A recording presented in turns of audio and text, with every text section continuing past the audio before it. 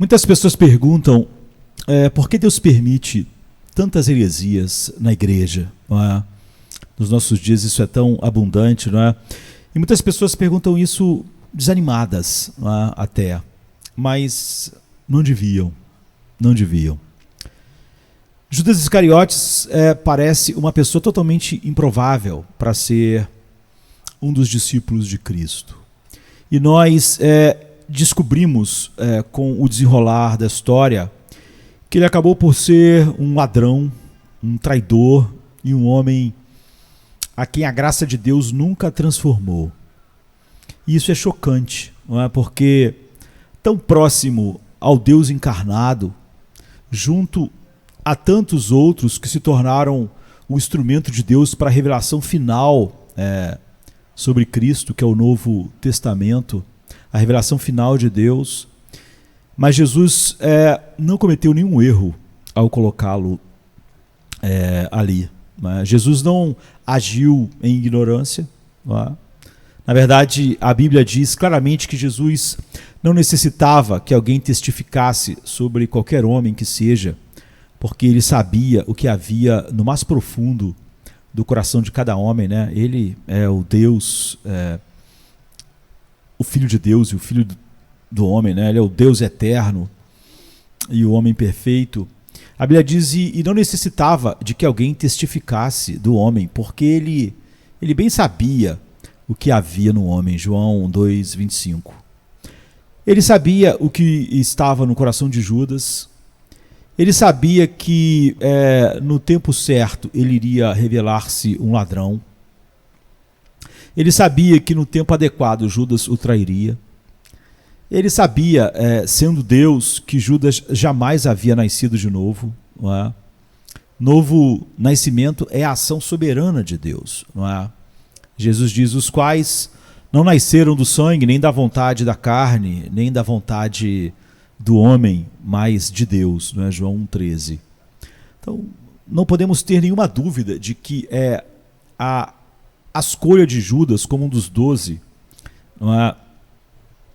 Nela, o Deus eterno, Filho do homem, sabia o que e por que estava fazendo isso. Como tudo que Cristo fez, isso foi feito deliberadamente e com sabedoria infinita. Quanta coisa isso nos ensina. Isso deve nos encher de humildade.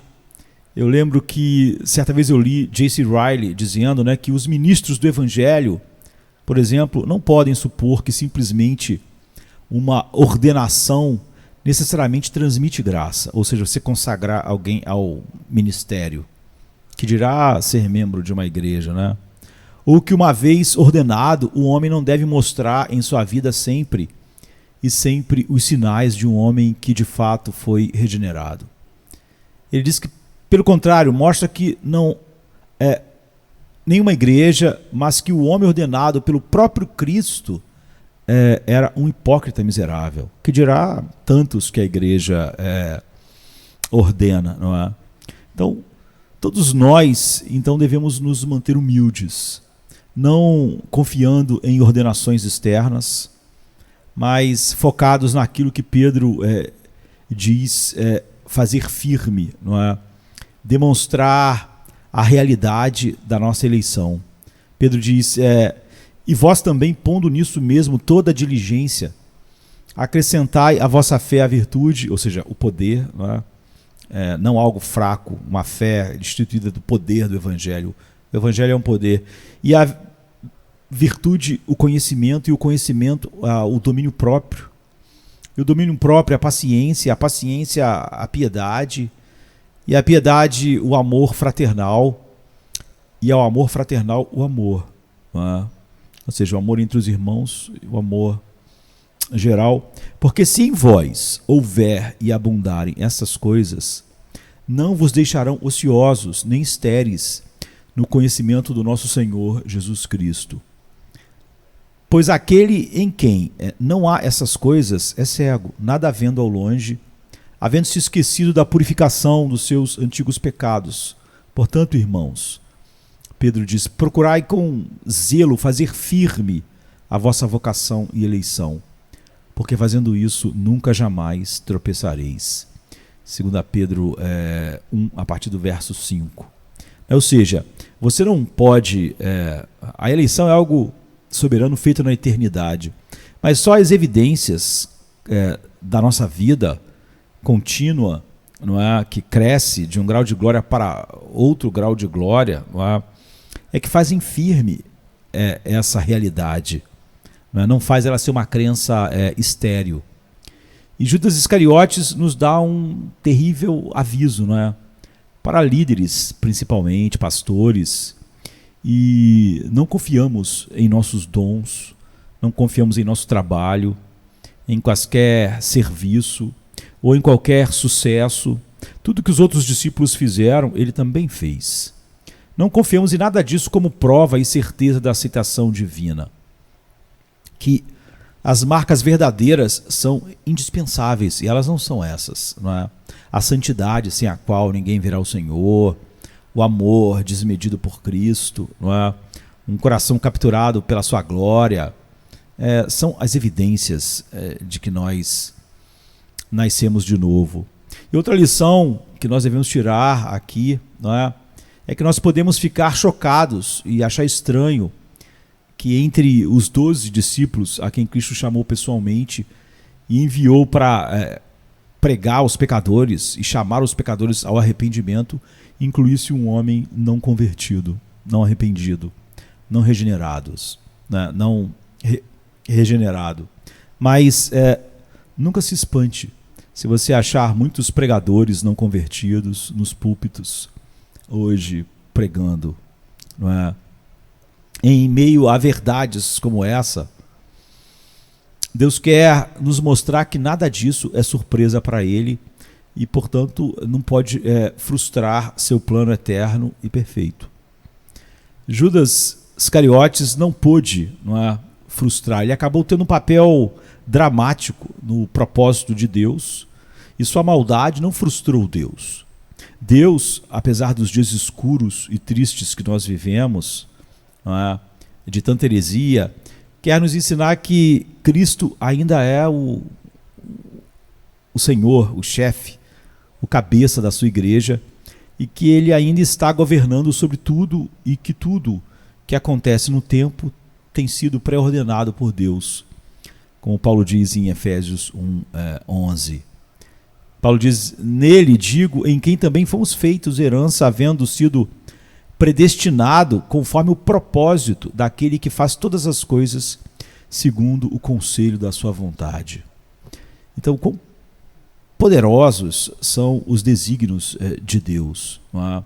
Por isso Paulo diz: a profundidade das riquezas, tanto da sabedoria como do conhecimento de Deus, quão insondáveis são os seus juízos, quão inescrutáveis os seus caminhos, em Romanos 11, né?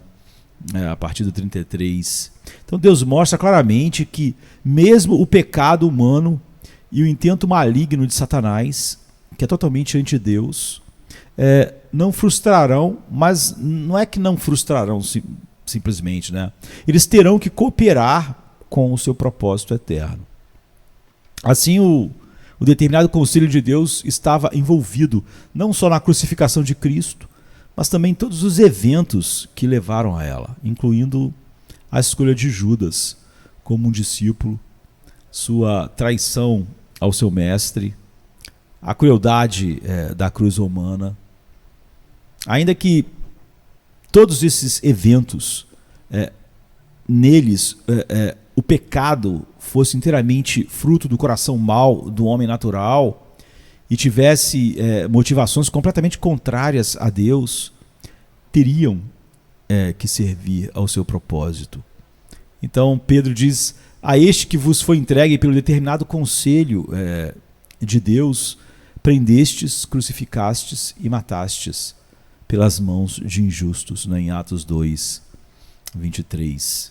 Então Cristo estava no pleno controle, como está hoje e por toda a eternidade passada e futura, no controle de todos os eventos.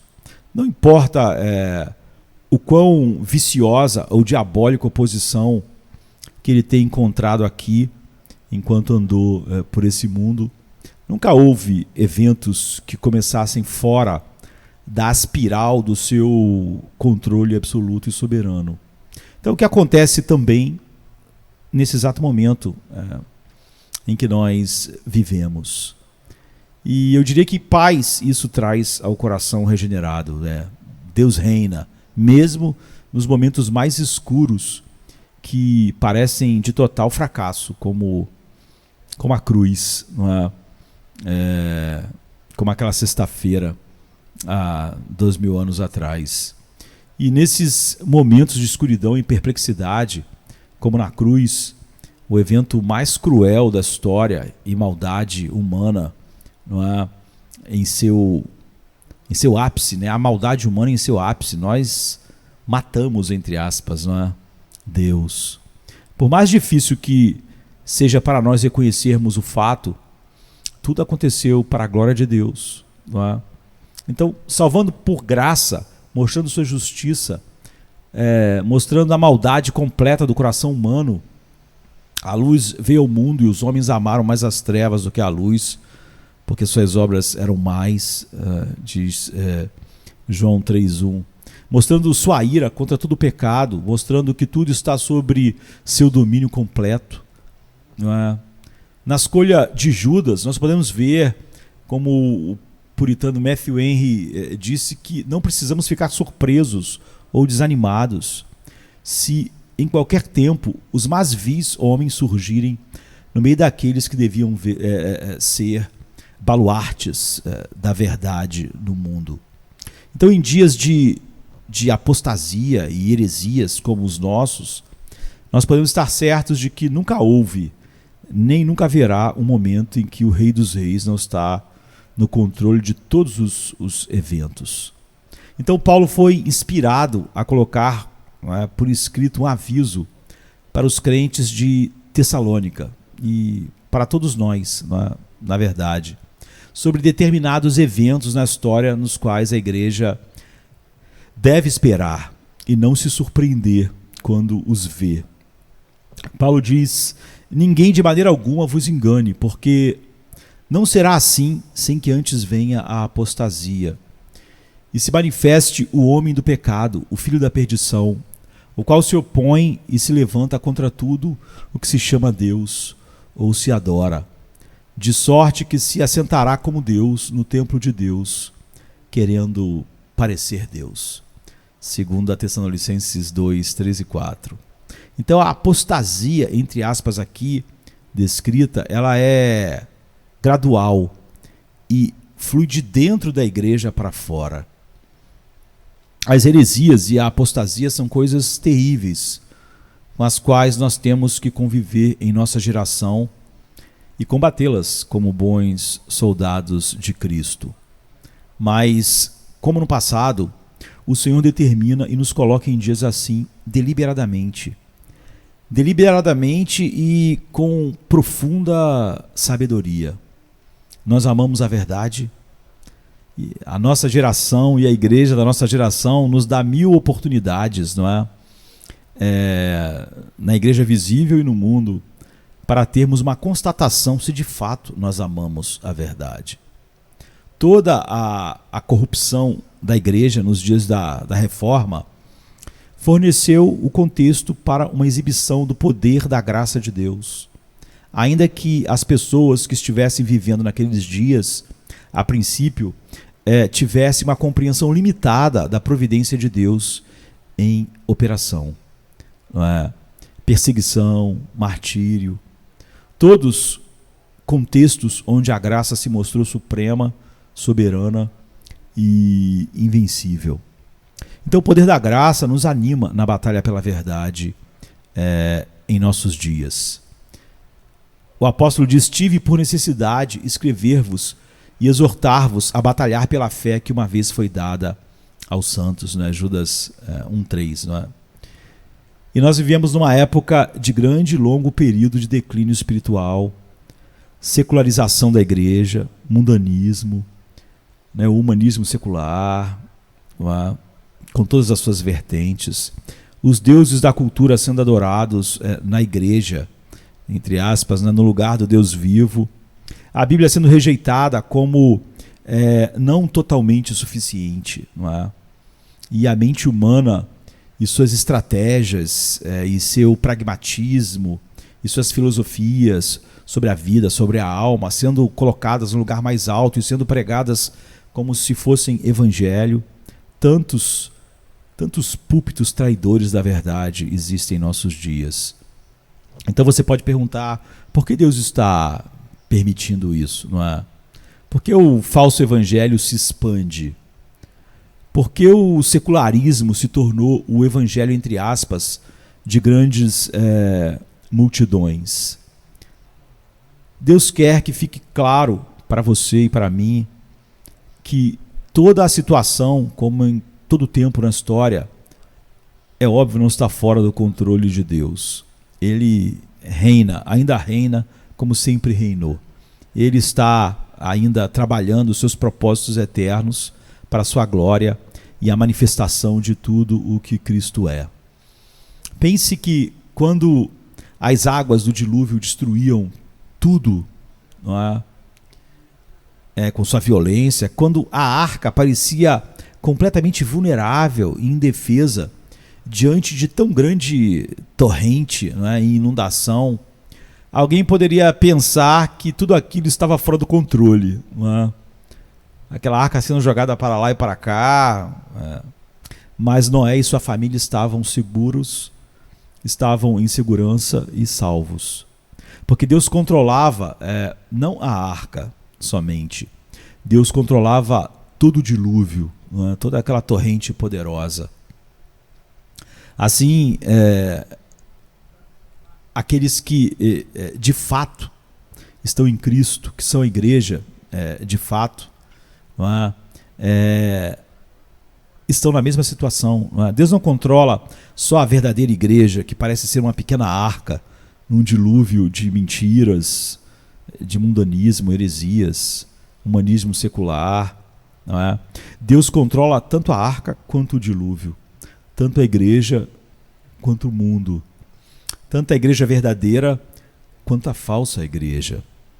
E é verdade hoje, como sempre foi, que tudo que nos assombra coopera para o propósito do Deus Todo-Poderoso. A Bíblia diz que o Senhor se assentou sobre o dilúvio e o Senhor se assenta como rei perpetuamente. O Senhor dará força ao seu povo, o Senhor abençoará o seu povo com paz. No Salmo 29, 10 e 11. O Senhor se assenta sobre o dilúvio.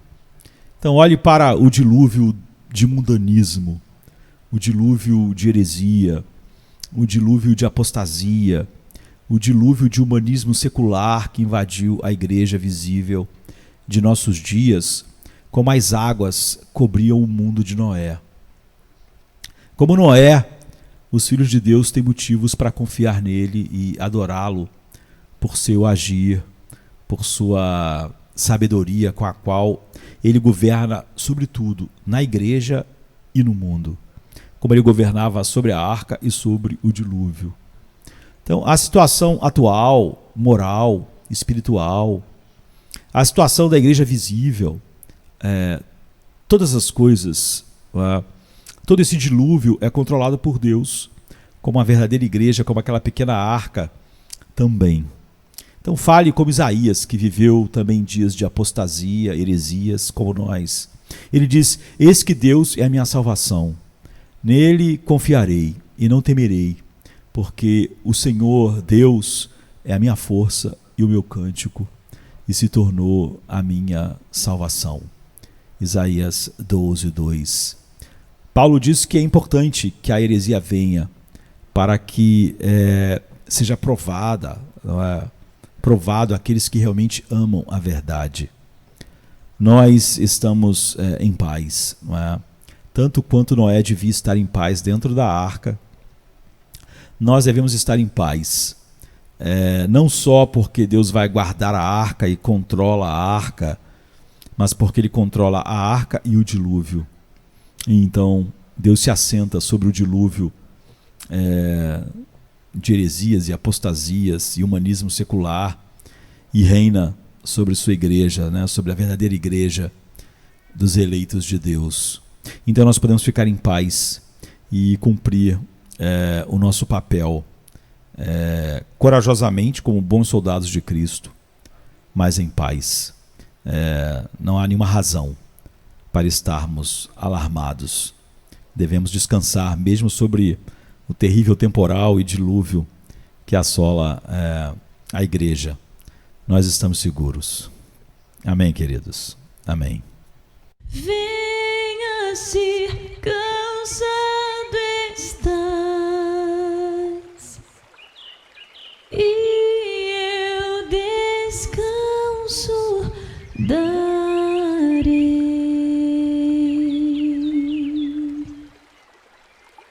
Tu descansarás.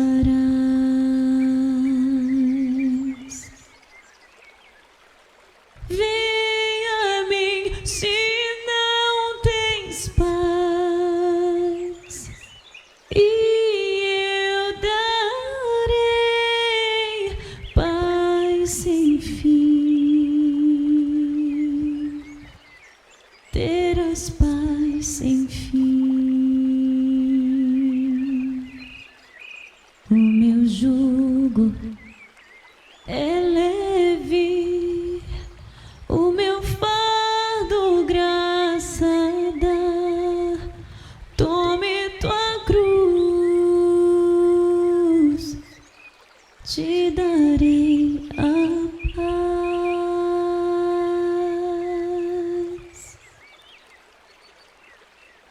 Venha o aflito e lhe darei paz, minha paz darei.